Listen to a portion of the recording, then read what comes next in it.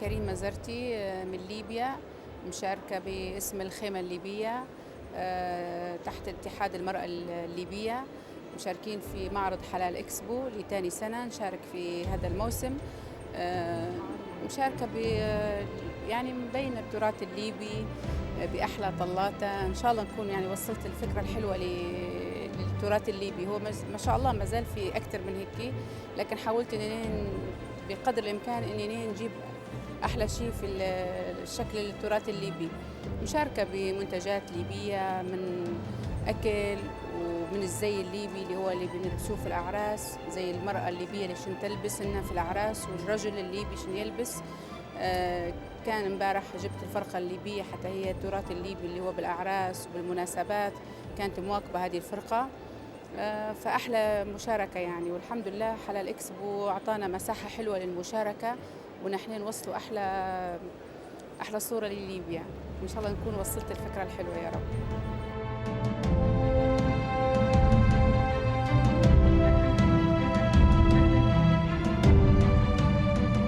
بسم الله الرحمن الرحيم. السلام عليكم. أنا المهندس خالد عثمان زرتي من ليبيا، جايين نشارك في اسطنبول في تركيا في أرض المعارض في اسطنبول، يعني على التراث الليبي، كيف يعني تراثنا وأجدادنا اللي عاشوا من قبل على هذا التراث. يعني كنا نجيبوا أكثر، ولكن الحمد لله نعطوا رأي للعالم أن هذا التراث ليبي موجود في ليبيا، كيف أعراسنا، كيف عاداتنا، تقاليدنا، أكلنا.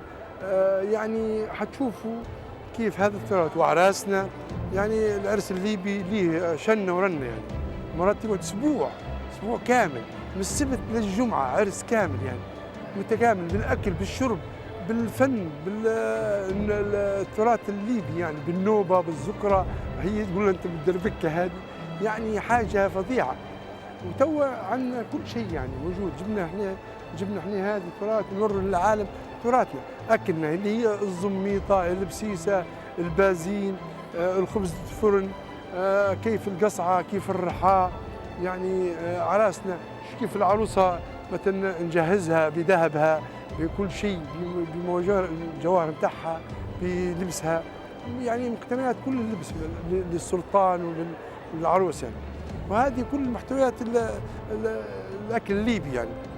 شوفوا، والتراث الليبي هي زي الشعب الليبي يعني في اعراسنا، نوري للعالم كيف يعني ليبيا لها تقاليد. مازال هذا قليل من كثير.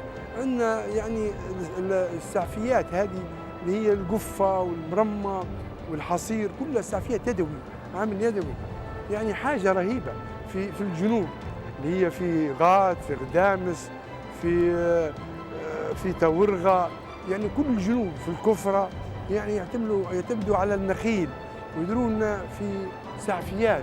تنوروكم كيف السعفيات، كيف القفة وكيف المروحة وكيف العلاقة وكيف يعني.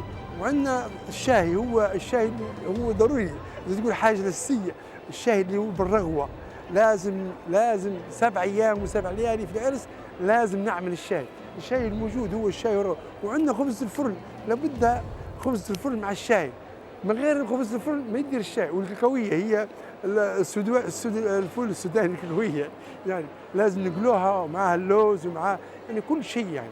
الحمد لله وروا للعالم كيف احنا الشعب الليبي له تراث يعني من زمان يعني. والسلام عليكم ورحمة الله وبركاته.